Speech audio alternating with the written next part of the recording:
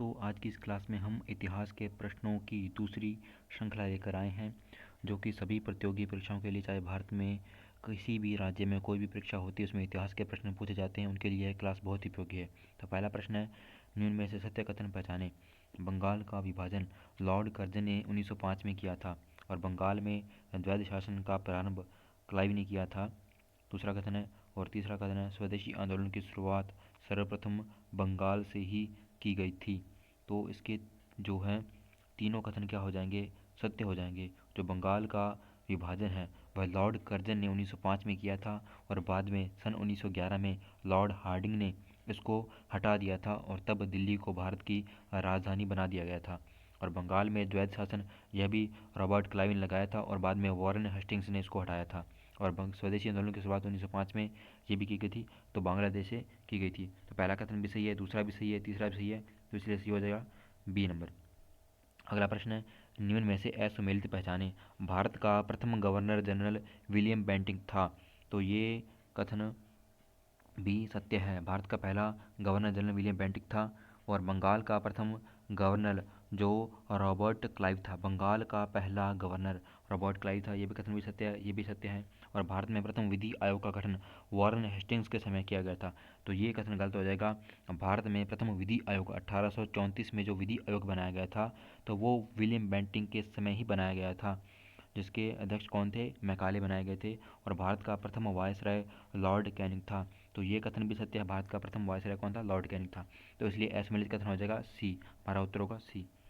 अगला प्रश्न है, निम्न में से असत्य कथन पहचाने। सरोजिनी नायडू को भारत कोकिला की उपाधि महात्मा गांधी ने दी थी। ये कथन भी सत्य है, भारत कोकिला की उपाधि महात्मा गांधी ने दी थी। ये भारत की पहली महिला राज्यपाल थी, ये कथन भी सत्य है। इन्होंने 1917 के कांग्रेस के कलकत्ता अधिवेशन की अध्यक्षता की थी, या इनमें से कोई नहीं। तो इसका असत्य कथन होगा सी नंबर, क्योंकि 1917 के कांग्रेस अधिवेशन की जो अध्यक्षता जो कि एनी बिसेंट ने की थी, जो कि कांग्रेस की प्रथम महिला अध्यक्ष बनी थी एनी बिसेंट। और जो सरोजनी नायडू ने, इन्होंने 1925 के कानपुर अधिवेशन की अध्यक्षता की थी और कांग्रेस की अध्यक्षता करने वाली प्रथम भारतीय महिला थी सरोजनी नायडू। तो इसका सही आंसर होगा सी नंबर। अगला प्रश्न देखते हैं, जो है 26 जनवरी को प्रतिवर्ष स्वतंत्रता दिवस मनाने की घोषणा कांग्रेस के किस अधिवेशन में की गई थी। तो 26 जनवरी को प्रतिवर्ष जो स्वतंत्रता दिवस मनाने की घोषणा यह की गई थी लाहौर अधिवेशन 1929 के लाहौर अधिवेशन में, और इसी में ही पूर्ण स्वराज्य का प्रस्ताव पारित किया गया था, जिसकी अध्यक्षता की थी जो जवाहरलाल नेहरू ने। और यह अधिवेशन लाहौर में किया गया था और रावी नदी के तट पर किया गया था, जबकि मद्रास अधिवेशन इससे पहले गया में किया था, इसकी अध्यक्षता डॉक्टर अंसारी ने की थी। और लखनऊ अधिवेशन 1916 का, जिसको बोलते हैं लखनऊ पैक्ट, इसमें गर्म दल और नरम दल का जो दोबारा से मिलन हो गया था, और इसी में ही मुस्लिम लीग और कांग्रेस के बीच में समझौता हुआ था, जो कि अंबिका चंद्र मुजुमदार की अध्यक्षता में किया गया था लखनऊ अधिवेशन। और कलकत्ता अधिवेशन अभी पढ़कर आए हैं कि इसकी अध्यक्षता एनी बेसेंट ने की थी और कांग्रेस की प्रथम महिला अध्यक्ष बनी थी एनी बेसेंट। अगला प्रश्न है, लाहौर अधिवेशन के समय तत्कालीन ब्रिटिश प्रधानमंत्री कौन थे। तो लाहौर अधिवेशन जो हुआ था कांग्रेस का 1928 में, उस समय जो तत्कालीन ब्रिटेन के प्रधानमंत्री कौन थे, तो उस समय रैमजे मैकडोनाल्ड वहाँ के तत्कालीन प्रधानमंत्री थे। तो ये फैक्चुअल प्रश्न है, इसको सीधा याद रखना होगा। और भारतीय संविधानों के संवैधानिक प्रश्नों के लिए, यानी भारतीयों में संवैधानिक प्रश्नों के लिए न तो एकरूपता है और ना ही योग्यता। उपरोक्त कथन किसने कहा था। तो यह कथन जो तत्कालीन जो भारत सचिव थे बर्कन हेड, उन्होंने कहा था जब साइमन कमीशन का विरोध हो गया और साइमन कमीशन को किसी भी भारतीय द्वारा नहीं स्वीकारा गया, तो उस समय तत्कालीन जो भारत सचिव थे बर्कन हेड, जो कि ब्रिटेन में बैठते थे, उन्होंने कहा कि भारतीयों में न तो संवैधानिक प्रश्नों के लिए एकरूपता है और ना ही योग्यता। तो उन्होंने भारत के बारे में ये कथन कहा था कि इनमें ना ही एकता है और ना ही अपना कोई ऐसा संविधान बना सकते हैं। तो इसी के बाद नेहरू रिपोर्ट की बात आती है और इस प्रकार से संवैधानिक निर्माण प्रारंभ होता है भारत का। अगला प्रश्न है, निम्न में से किसने साइमन कमीशन का विरोध नहीं किया था। तो इनमें से साइमन कमीशन का विरोध किसने नहीं किया, भारतीय उद्योग परिसंघ पहला कथन, दूसरा लिबरल फेडरेशन, तीसरा मुस्लिम लीग ने, और डी है ऑल इंडिया अछूत फेडरेशन। सही आंसर है इसका डी, ऑल इंडिया अछूत फेडरेशन, जो कि अम्बेडकर के प्रेरणा से अम्बेडकर ने गठित किया था, अम्बेडकर ने गठित किया था। और इसने क्या नहीं किया था, साइमन कमीशन का विरोध नहीं किया था। भारतीय उद्योग परिसंघ ने किया था और लिबरल फेडरेशन ने किया था, और मुस्लिम लीग ने इसका जो साइमन कमीशन 1927 में गठित किया गया था और भारत में 1928 में आया था, तो इसका विरोध किया गया था साइमन कमीशन का। इसके बाद देखिए, निम्न में से असत्य कथन बताना है। सुभाष चंद्र बोस के राजनीतिक गुरु सी आर दास थे। यह कथन भी सत्य है, सी आर दास राजनीतिक गुरु थे सुभाष चंद्र बोस के, जबकि इसके जो आध्यात्मिक गुरु कौन थे, सुभाष चंद्र बोस के स्वामी विवेकानंद। और सुभाष ने 1938 में कांग्रेस के राष्ट्रीय अध्यक्ष बने थे, ये भी सत्य है। हरिपुरा अधिवेशन में इन्होंने 1938 में कांग्रेस के अधिवेशन की अध्यक्षता की थी पहली बार। और सुभाष चंद्र ने 1943 में फॉरवर्ड ब्लॉक की स्थापना, यह कथन गलत हो जाएगा इसमें। 1943 में नहीं बल्कि 1939 में इन्होंने फॉरवर्ड ब्लॉक की स्थापना की थी। और जय हिंद का नारा सुभाष चंद्र बोस ने ही दिया था, यह कथन भी सत्य है। तो इसका सही आंसर हो जाएगा, असत्य कथन पहचाना है, सी नंबर हो जाएगा, इसका सही आंसर हो जाएगा प्रश्न का। अगला प्रश्न है, असहयोग आंदोलन के बारे में सत्य कथन है। इस आंदोलन में सर्वाधिक योगदान धनी वर्ग का रहा और इस आंदोलन का प्रारंभ 1 अगस्त 1920 को किया गया था। असहयोग आंदोलन के दौरान ही भारत में समानांतर सरकारें गठित की गई, इनमें से कोई नहीं। तो इसके बारे में सत्य कथन पहचाना है, सत्य कथन हो जाएगा बी। इस आंदोलन का प्रारंभ 1 अगस्त 1920 को किया गया था। 1 अगस्त को ही 1920 को ही तिलक की मृत्यु हो गई थी और इसी के साथ ही इस आंदोलन का प्रारंभ किया गया था और तिलक फंड की स्थापना भी की गई थी। इस आंदोलन में सर्वाधिक योगदान धनी वर्ग का नहीं रहा, इस आंदोलन में सर्वाधिक योगदान छात्र वर्ग का रहा था, जबकि दूसरा सबसे बड़ा योगदान किसान वर्ग का था, मजदूर वर्ग का था। और ऐसे आंदोलन के दौरान समानांतर सरकारें नहीं बल्कि भारत छोड़ो आंदोलन के दौरान समानांतर सरकारें गठित की गई थी। ये इसके सही आंसर ऑप्शन हो जाएंगे और इसका सही उत्तर है बी नंबर। अगला प्रश्न है, निम्न में से असुमेलित पहचाने। जो कॉमरेड जो जो पत्रिका है वो किनकी है, अलबंधु की है, जबकि न्यू इंडिया महात्मा गांधी की नहीं है। असुमेलित ये हो जाएगा, बी हमारा क्या हो जाएगा सही, क्योंकि न्यू इंडिया किसकी, एनी बिसेंट की, जबकि कॉमनवेल्थ भी किसकी है, एनी बिसेंट की। और मिरात उल अखबार किसका, राजा राममोहन राय का। भारत में जो सबसे पहले राष्ट्रवाद के अग्रदूत माने जाते हैं, पत्रकारिता के अग्रदूत माने जाते हैं, पत्रकारिता के जनक और राष्ट्रवाद के अग्रदूत माने जाते हैं राजा राममोहन राय। ठीक है, इनका अखबार था मिरात उल अखबार, जो कि फारसी भाषा का था और ये जो बांग्लादेश से था, जो कि कॉमनवेल्थ एनी बेसेंट की पत्रिका। न्यू इंडिया जो कि महात्मा गांधी की कौन सी, यंग इंडिया। तो ये कई बार प्रश्न पूछा जा सकता है, न्यू इंडिया और यंग इंडिया में जो उलझन हो सकती है, यंग इंडिया किसका, महात्मा गांधी का, और न्यू इंडिया किसका, जो कि एनी बेसेंट का, और कॉमनवेल्थ भी किसका, एनी बेसेंट का, जो कि दोनों मुंबई से छपते थे, जो कि कॉमरेड किसका, अली बंधु का। अली बंधु कौन, जिन्होंने खिलाफत कमेटी की स्थापना की थी और खिलाफत आंदोलन चलाया था महात्मा गांधी के साथ, वो अली बंधु। और असहयोग आंदोलन के दौरान कौन से सृजनात्मक कार्य नहीं हुए थे, पंच अदालतों की स्थापना की गई थी, यह कथन भी सत्य है, ये सृजनात्मक कार्य थी। जबकि हस्त और कुटीर उद्योग को बल दिया गया, ये भी सृजनात्मक कार्य थे। जबकि सरकारी वस्तुओं का बहिष्कार, ये क्या था, विध्वंसात्मक कार्य था। तो ये इसका नहीं होगा, मतलब ये हमारा क्या होगा, सही आंसर होगा।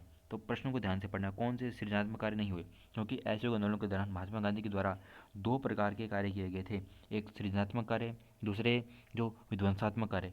विध्वंसात्मक कार्यों के दौरान जो सरकारी उपाधियाँ, सरकारी कॉलेज, स्कूल, इनका बहिष्कार किया गया था, सारी की सारी जो लॉ की डिग्रियाँ उनका त्याग किया गया था। जबकि सृजनात्मक के तहत जो कि स्वदेशी को बढ़ावा दिया गया था, स्वदेशी वस्त्रों को, स्वदेशी संस्थानों को, स्वदेशी शिक्षा को, तो इसलिए राष्ट्रीय शिक्षा संस्थानों की स्थापना की गई थी, पंच अदालतों की स्थापना की गई, यानी न्यायालय की जरूरत, न्यायालयों को हटाने पर किसकी जरूरत पड़ेगी, पंच अदालतों की, यानी अपनी पंच द्वारा निर्णय लिया जाएगा। कुटीर उद्योगों को यानी आत्मनिर्भरता को बल दिया जाएगा और राष्ट्रीय शिक्षा संस्थानों की यानी उनको शिक्षित करने के लिए यानी भारत में ही जो शिक्षा के संस्थान बनेंगे। तो इस प्रकार से कौन सा इसका उत्तर होगा, सृजनात्मक कार्य, वह सरकारी वस्तु एवं वस्त्र का बहिष्कार, ये विध्वंसात्मक कार्य हैं। जबकि किया गया तो ये भी किया गया था, कार्य तो ये किए गए थे, लेकिन ये क्या है, विध्वंसात्मक है, सृजनात्मक नहीं है। सृजनात्मक ये बाकी तीन हैं, तो इसका सही आंसर होगा सी नंबर। अगला प्रश्न है, महात्मा गांधी ने किसे पन्ने दर पन्ने निर्लज प्रतिवेदन कहा था। तो महात्मा गांधी ने रोलेट को कहा, मॉर्लिमेट सुधार को कहा, सांप्रदायिक पंचायत को कहा, हंटर कमेटी को कहा। तो इसका सही आंसर हो जाएगा डी, हंटर कमेटी को। हंटर कमेटी का गठन किया गया था, जो कि जलियांवाला बाग जो हत्याकांड हुआ था उसकी जांच के लिए अंग्रेज सरकार द्वारा हंटर कमेटी का गठन किया गया था। किसके द्वारा, अंग्रेज सरकार ने गठन किया था। और इसमें अंग्रेज सरकार ने जो डायर को और जो उसको पूर्णतः निर्दोष बताया था, तो इसकी रिपोर्ट पर महात्मा गांधी ने इसे पन्ने दर पन्ने निर्लज प्रतिवेदन कहा था। और इस पर जलियांवाला बाग हत्याकांड पर जो महात्मा गांधी के द्वारा यानी कांग्रेस के द्वारा जो एक तहकीकात कमेटी, जिसको मदन मोहन मालवीय समिति भी कहते हैं, उसका गठन किया गया था, वो इससे संबंधित है। तो रॉलेट एक्ट को नहीं कहा, जबकि रॉलेट एक्ट को तो कानूनविहीन कानून कहा था महात्मा गांधी ने, ठीक है ना। तो हंटर कमेटी को कहा था, जो इसकी रिपोर्ट आई थी मार्च 1920 में इसकी रिपोर्ट आई थी, तो इसको पन्ने दर पन्ने निर्लज प्रतिवेदन कहा था। इसके बाद अगला प्रश्न है, निम्न में से असंगत पहचाना है। रॉलेट एक्ट सत्याग्रह 1919 में हुआ था और भारत छोड़ो आंदोलन 1942 में हुआ था और असहयोग आंदोलन 1920 में हुआ था, और जबकि असहविन्य अवज्ञा आंदोलन 1933 में हुआ था। तो इनमें से जो क्रम पहचाना है, यानी सबसे पहले 1919 में सही है क्रम, फिर उसके बाद 1920 में ये क्रम भी सही है, फिर 1930 में, तो इसका मतलब असंगत सबसे लास्ट में कौन होना चाहिए, 1942। तो भारत छोड़ो आंदोलन इसमें असंगत है, यानी इसमें क्रम तय कर रहे हैं, कैसे, बढ़ता क्रम, ठीक है, यानी इसको दिनांक के हिसाब से इसके सन के हिसाब से इसको तय करना है। पहले 1919 में, फिर 1920 में, फिर 1930 में, फिर 1942 में। तो रॉयल टैक्स सबसे पहले आएगा, फिर आएगा असहयोग आंदोलन, फिर सविनय आंदोलन, फिर भारत छोड़ो आंदोलन। ठीक है। फिर अगला प्रश्न हमारा कि चंपारण सत्याग्रह के बारे में असत्य कथन पहचाने हैं। यह गांधी का प्रथम किसान आंदोलन था, यह कथन भी सत्य है।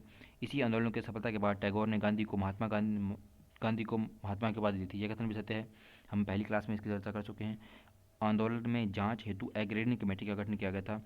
इस एग्रेरियन कमेटी में महात्मा गांधी भी थे। आंदोलन की समाप्ति के पर किसानों को 30% लगान देना तय हुआ। 30% नहीं बल्कि 25%। तो गलत कथन कौन सा होगा? D number. हमारा उत्तर डी होगा।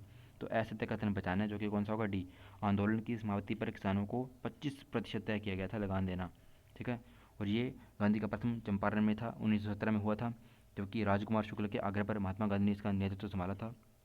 ये कथन है इसका। तो अगला हमारा लास्ट प्रश्न है आज की क्लास का, गांधी जी का प्रथम समाचार पत्र कौन था? तो गांधी जी का समाचार पत्र प्रथम कौन सा था? वो इंडियन ओपिनियन था, जो कि यंग इंडियन भी किसका था? महात्मा गांधी का। ठीक है। और प्रथम पुस्तक पूछ लिया, वो कौन सी थी? हिंद स्वराज। महात्मा गांधी की प्रथम पुस्तक हिंद स्वराज थी।